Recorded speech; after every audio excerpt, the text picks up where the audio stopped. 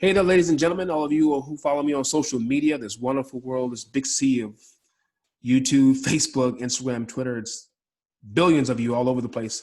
And quite very few of you know who I am. I mean, I'm just like this little guy in this big, ocean here, right?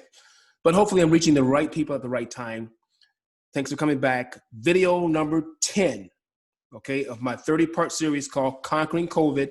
Yes, not the virus, but the fear of it and what it caused to people, what it caused people that lost their jobs and lost their businesses and their dignity and, wearing the COVID mask and all the things you had to go through and your mentality. You're going to conquer that. Okay. Again, video number 10, and it's called The Power of Empowering Others. I'm coming from a business mindset here. All right. Business mindset. Okay. So conquering COVID, let me just say that again. Next to that, you'll see that I put 30 wealth principles and strategies or success principles that's going to help you get there. That's what these are. Okay, these are strategies. These are methodologies, things that you can apply or apply, to what you're doing now with your businesses or your ideas or in your ministry. Some of you, you're athletic, you're a doctor, you're an attorney. Apply what you hear, and it's going to help you get results. Today, we're going to focus on power of empowering others. What do I mean by that? If you are any kind of leader, anybody I just said, and i.e. many more positions, a construction worker, wherever you are, you can learn from what I'm going to tell you. I'm talking to more leaders when I talk to about most of these. If you're just a follower, when I say a follower, just a lay member in a church, or you are just an employee, you can learn from this too, and it's going to help you develop leadership mindset, because you don't want to just be relying on one job or one little opportunity. When you get your mind right, there's so many other options for you.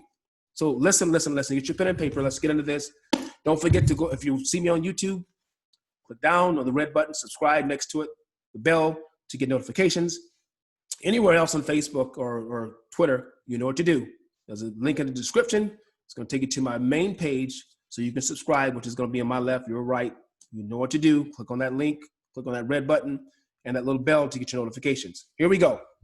Power of empowering others. Okay. Here's the things I'm going to cover in the next 10 minutes. All right. When you empower others, here's what you're going to discover. You're going to find out that they're going to become more confident. They're going to believe in themselves more. They're going to believe in the company more. They're going to believe in you more when you allow them to have more of a bigger position or bigger role in your company. You're going to give them some, empowering them to do things. Number two, they will have an opportunity to learn what it's like to be a leader, or they're going to understand, they're going to begin to see hands-on what it's like to have more responsibility and what being a leader is all about. You're going to begin to discover some things about them too. They'll treat the company in most cases like their own. Now, there's a caveat to that one. If they have a bad mindset and they have a bad spirit and you didn't catch it when you hired them, they have more of a dictatorship type leadership role, or they don't take instructions well, and they're trying to, they're motivating in a negative way. They don't have integrity. This can work against you if you're not careful. So you have to really be careful with this one. When they want to act like it's their company, that can be good and bad. The good thing is, if you have a person that says, okay, I want to be the leader, I want to act like it's my company, and I'm going to be responsible, be on time, and make sure things are done right, that's a good thing. But if they have bad ethics and they haven't learned it right, you have to keep an eye on them. But this is what you're going to discover. All right. The next one is you're going to, again, it's the same thing. You're going to discover what you really have. So you're going to be able to see what you're working with and what you need to do. So that's one of the same there. Lastly, it's a teachable moment for you. You'll be taught by the people you employ and give power to. That's a big one. Good example of that. Look at the White House the last 12 years, right? We have Barack Obama for 8 years. We have Trump for 4, right? You're going to begin to learn a lot. If you haven't discovered the people that are around them, the other leaders, those guys begin to know what's around them, whether which side you're on, the left or the right. I don't get involved in any of it. This is not political for me, because I'm a leader and I lead by example. I don't watch politics to actually get my leadership instructions, but I do watch and I look and discern what's going on for a teachable moment. And you should do the same thing. So if you notice all these guys in politics and wherever they're doing, they have people around them that they have to delegate responsibilities to, and they begin to discover what they have. Some of them had good people around them. Some have had very bad. So let's talk about you. Again, it's all about you. Write down what I'm going to tell you. The first one, when you give people power, when I say power, give them the authority to make decisions, it builds their confidence. Okay, all you have to do is turn on the TV right now and look around, and there ain't much positive energy on there that's teaching people how to take control of their own lives. It's programming your mind, right? I'm not telling you not to watch news occasionally to find out what's going on in the world, because you need to know what's going on. But some people, they sit there, they come home from work at 6 o'clock at night, and they sit there and prop their feet up. And I know men that do this today from 6 to 10, they're watching CNN or Fox News or MSNBC, and they may watch a football game instead of educating their mind with how to get out of poverty and out of debt.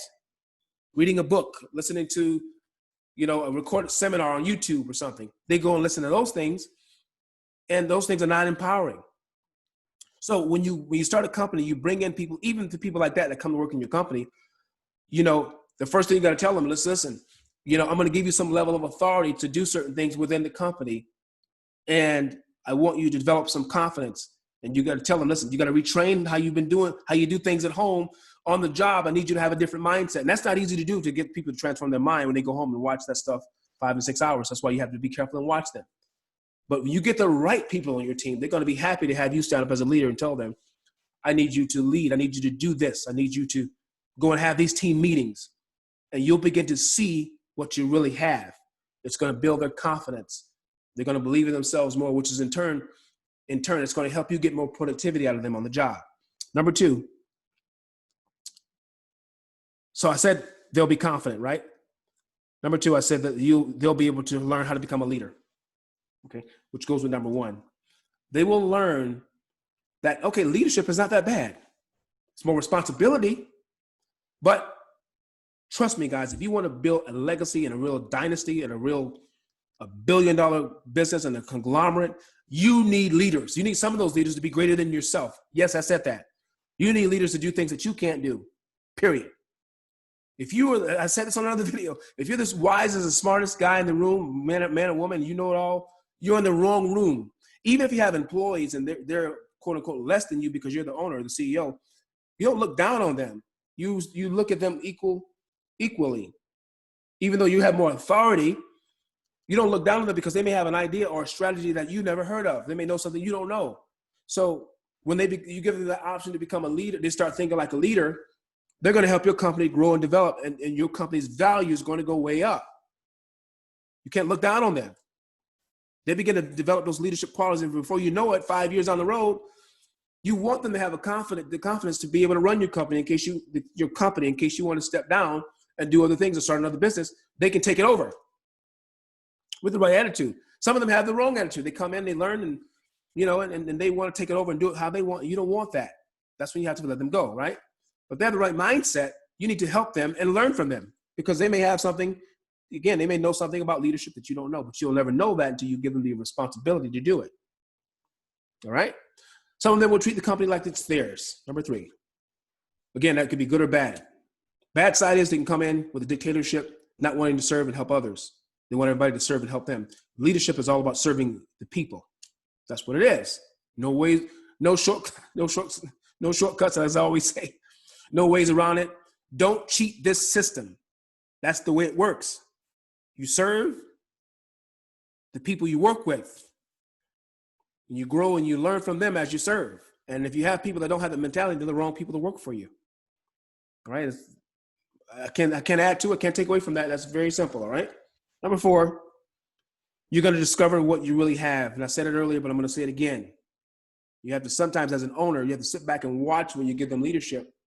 Watch what they do with it.